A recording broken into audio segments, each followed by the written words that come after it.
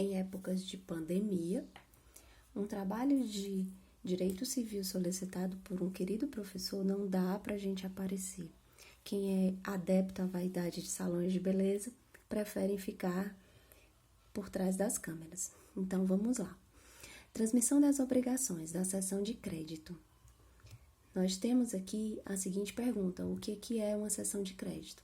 Uma cessão de crédito é um negócio jurídico bilateral, onde nós teremos um crédito que vai ser cedido para um terceiro. Teremos aqui nos nossos exemplos o Paulo, a Renata e a Clarice. São os principais. O Paulo vai ser o nosso devedor, que também é chamado de cedido. A Renata vai ser a nossa credora, que também é chamada de cedente. E Clarice será a nossa terceira, que também é chamada de cessionário. Nós temos dois tipos de cessão onerosa e cessão gratuita. A cessão onerosa, nós daremos o exemplo de Renata, nossa credora, e Paulo, nosso devedor, com uma obrigação no valor de R$50 mil. Renata, ao que Paulo solicita, pede esse valor emprestado a ela tem um prazo para que Paulo venha a fazer o pagamento. Só que antes do vencimento desse prazo, Renata se vê necessitada desse valor. E chega para sua amiga Clarice, muito estilosa e toda moderna. Ela chega e pede a Clarice: Clarice, eu tenho um crédito para receber de Paulo, mas ainda não venceu, estou precisando do dinheiro. Eu posso te passar esse crédito? Você aceita receber esse crédito para mim? E você me paga um valor menor. E aí, ela, no caso, vai ceder os 50 mil para Clarice, para que, ao vencimento, Clarice possa cobrar a Paulo. Só que Clarice é muito esperta, Ela diz: eu aceito a cessão, mas se você se responsabiliza pela solvência do Paulo, a solvência do devedor, e Renata, como não queria perder a amiga, viu que ela estava lá de boa fé, tentando ajudar, diz que sim, nós podemos pactuar isso no contrato e eu serei pró-solvente. Porque toda cessão onerosa ela é pró-soluto.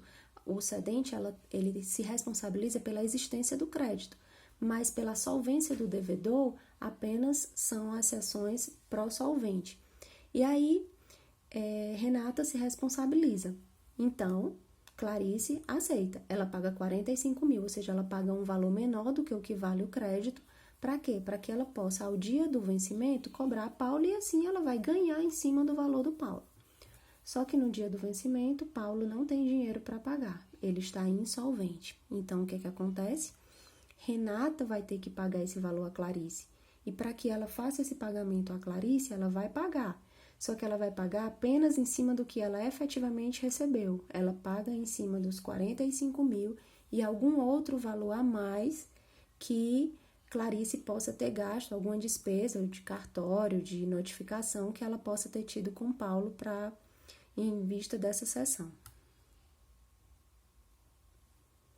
E aí nós vamos para mais um exemplo, onde Renata e Paulo devem ser credor e devedor com uma obrigação de 50 mil reais.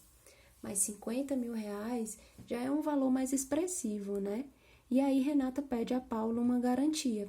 E Paulo lhe dá o anel de noivado com a sua querida e adorada noiva lá, com sua pretendente, Paulo aí pretendendo se casar, gastando a bambam. Mas, mesmo assim, ele coloca o anel de noivado no jogo. E aí, Renata, já se viu garantida com um penhor, um anel em garantia, uma garantia real. Poderia ser também uma garantia fidejussória, que seria para com um terceiro, mas ficou mesmo na garantia real. E aí vem Renata, novamente necessitada de um valor, ela vem a Clarice e diz: Clarice, eu estou precisando de um valor, de um dinheiro, só que esse valor, Paulo está preso com Paulo e eu estou precisando mais urgente. Você tem como eu posso te ceder um crédito e você me dá de volta, me dá o valor? E aí Clarice recebe, aceita, só que ela sabe que tem um anel. E esse anel, ela diz: tá certo, eu vou te pagar, vou ficar com crédito, mas o anel vem, como garantia. Aí, Renata, né, aceita. Claro, por quê? Porque o acessório segue o principal, né, o princípio da gravitação jurídica, onde os bens acessórios seguem o principal. Caso não fosse, não acompanhasse, deveria estar expresso na cláusula de que o acessório não iria acompanhar. Vindo a mais um exemplo, onde Renata e Paulo, novamente com uma nova obrigação, no valor de 50 mil reais, Renata fica sujeita a ceder esse crédito, porque se viu aperreada precisando de um valor maior do que o que Paulo tinha a lhe pagar, né? Sabia ela que tinha outros créditos a receber, mas ainda não estavam no vencimento, mas ela precisava de um dinheiro de um valor maior. E aí, se arrependeu até de ter passado para Paulo, porque já era um valor bom, mas vamos recorrer a quem pode nos ajudar. E aí, o que ela faz? Tia Maria. Tia Maria, tô precisando do dinheiro, e tia Maria vai e diz, tá, minha filha, eu tenho na poupança, eu posso lhe arranjar. Tia Maria lá, toda de boa fé, vai e arranja 50 mil para Renata. Mas Renata ainda não vai resolver o problema dela. Então, o que ela faz? Olha aí que amigo bonito, né? Wesley, amigo de Renata.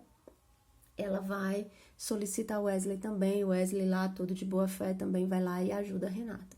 E aí, ainda assim, ainda não tem o dinheiro todo, ainda não deu, ainda não dá.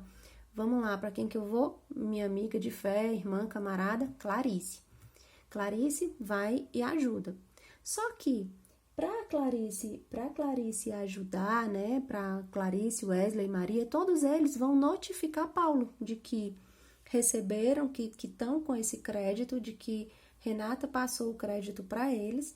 Então todos eles têm, no caso, que notificar Paulo de que são agora credores de Renata, para que Paulo possa efetuar o pagamento. E com isso, a cessão possa produzir efeito, né? Se o devedor não for comunicado, a cessão não vai produzir efeito. E o que ocorre? Mas Paulo vai receber 3 notificações. Como é que vai ser? Para quem que Paulo vai pagar? Paulo vai pagar para quem tiver o contrato original. E Renata, como não queria perder a amizade com Clarice, entrega o contrato original a Clarice. E aí, Paulo, que sabe, no caso, que procura saber, procura se informar quem tem o contrato original para que o crédito, a cessão tenha validade, né? Para que ela produza os seus efeitos. Ele localiza que Clarice tem o contrato e aí paga a Clarice. No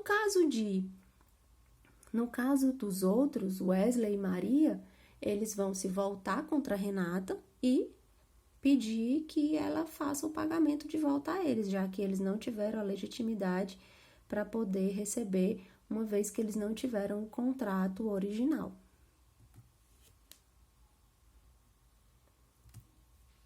Novamente, Renata com Paulo, ele faz uma solicitação mais onerosa, né? Ele chega e diz, Renata, preciso de 100 mil reais, e Renata diz, eita, 100 mil reais, Paulo, é muito dinheiro, mas, como em nome da nossa amizade, eu vou te arranjar esses 100 mil reais, mas eu quero uma garantia real de que você vai me pagar.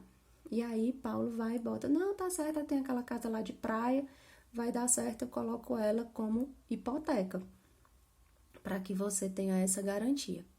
E aí chega a data do pagamento, Paulo não efetua esse pagamento a Renata, por conta das despesas dele lá com o casamento. E aí o tempo vai passando, a Renata vai se preocupando com outras coisas, outras dívidas de outras pessoas que ela tinha para receber. E quando ela se dá conta, o crédito de Paulo, lá o débito que ele tinha com ela, tá para prescrever. E aí o que ela faz? Clarice, socorro. Clarice vai e diz, vixe Maria, mas e aí, como é que eu vou fazer? Se o crédito, se o valor que ele tem para te pagar já está praticamente prescrito, o que é que eu faço? E aí, Renata vai e diz, vamos ao cartório, que você vai interromper a prescrição desse débito com um ato conservatório de averbação para que você possa executar Paulo e pedir a ele e colocar a casa a leilão e receber o valor devido. Porque dessa forma você vai conseguir interromper a prescrição e não vai sair no prejuízo. A gente executa, a gente vai lá no cartório e vai ser depois executado, já que o Paulo não efetuou o pagamento. Em um novo exemplo, vem Renata e Paulo com um valor menor agora, de R$10.000, onde Paulo pede a Renata, porque precisava pagar os kits de banheiro do casamento, né? Para poder colocar lá no banheiro uns kits bem bacanas, bem bonitos, para poder colocar lá no dia da festa. E aí, Renata vai e resolve transferir esse crédito, ceder o crédito para a tia Maria. Só que aí, no dia do pagamento, tia Maria notifica a Paulo, que está como sendo a credora dessa dívida do Paulo com a Renata, e quando ele recebe essa notificação, ele diz: ei, peraí, que esse negócio não tá certo, não. Tudo bem que eu tô devendo a Renata, mas a Renata também me deve R$10.000. Então, eu não vou pagar esse débito para essa tia dela, não, de jeito nenhum. Renata tá me devendo e eu não vou.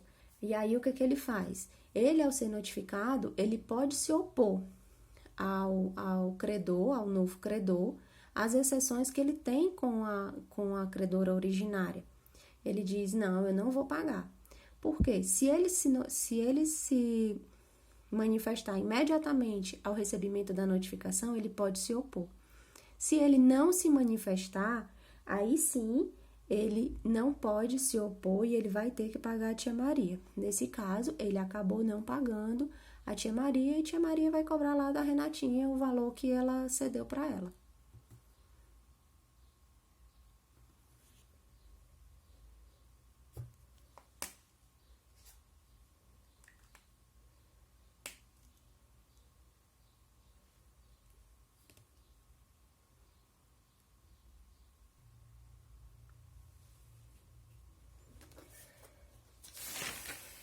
Minutos.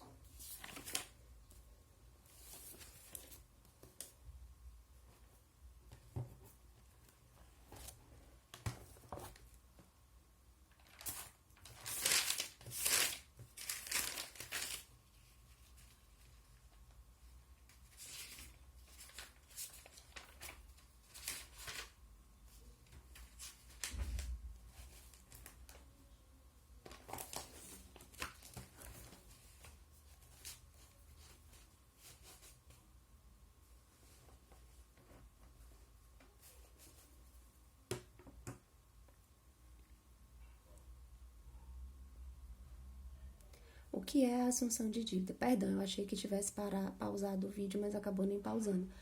O que é que vem a ser a assunção de dívida? A assunção de dívida, ela é um negócio bilateral, também um negócio jurídico bilateral, onde nós temos os mesmos componentes, mas com alguns nomes diferentes. No caso, eu aqui estreando o nosso trio Parada Dura, né, agora.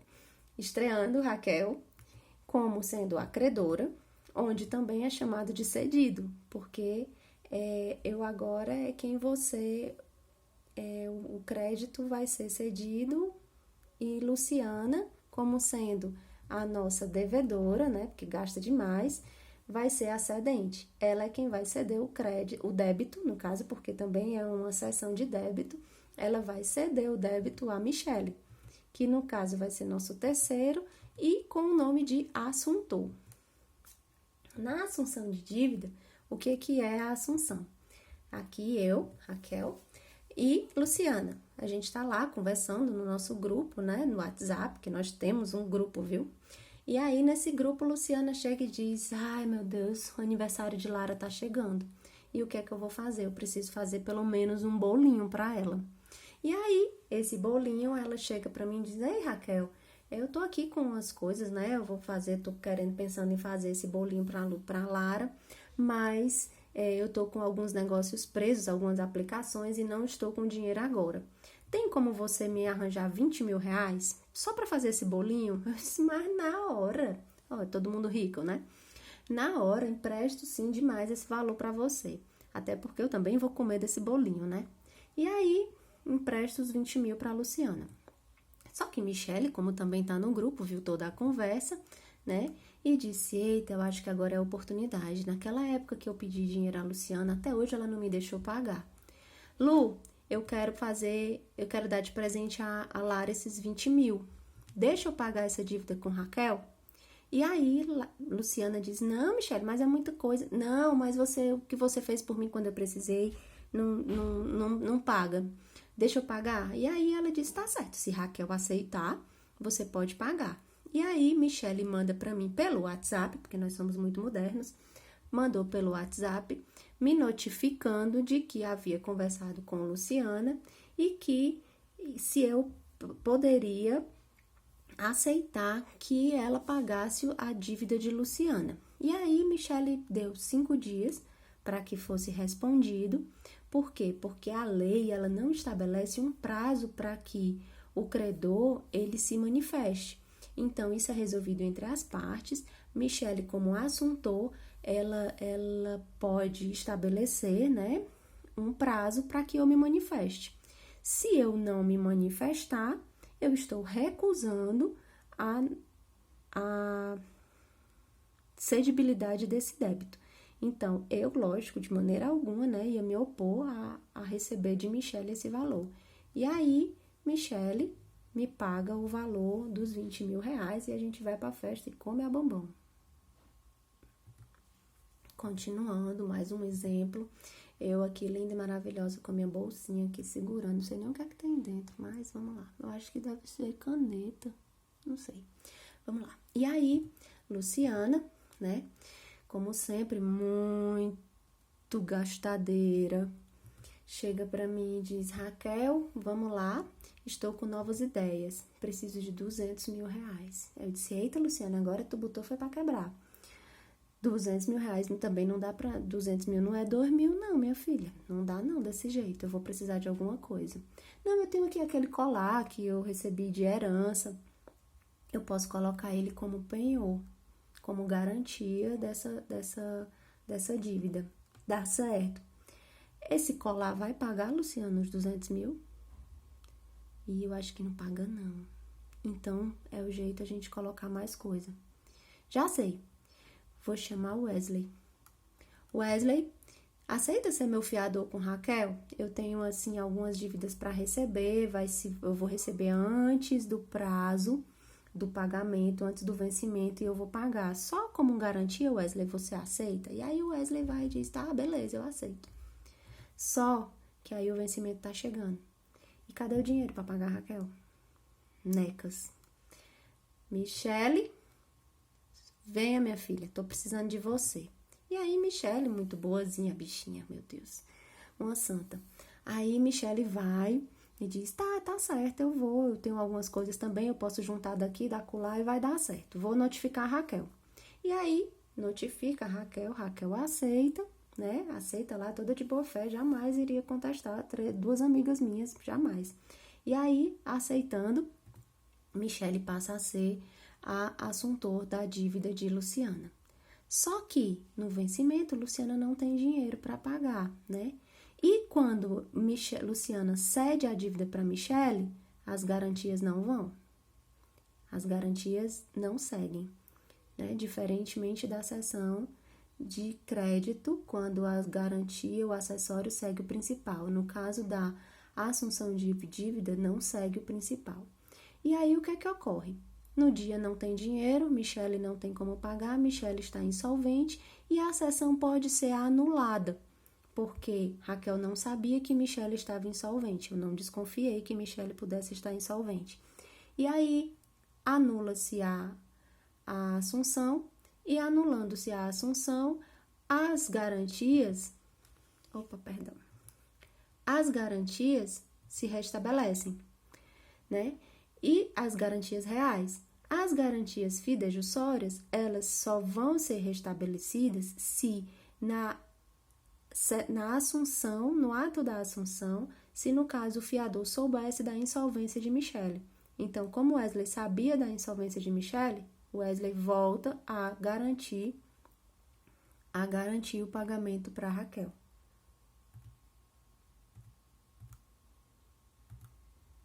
E aí, nós vamos para mais um exemplo de assunção de dívida. Raquel e Michele, ou Raquel e Luciana, com R$10.000.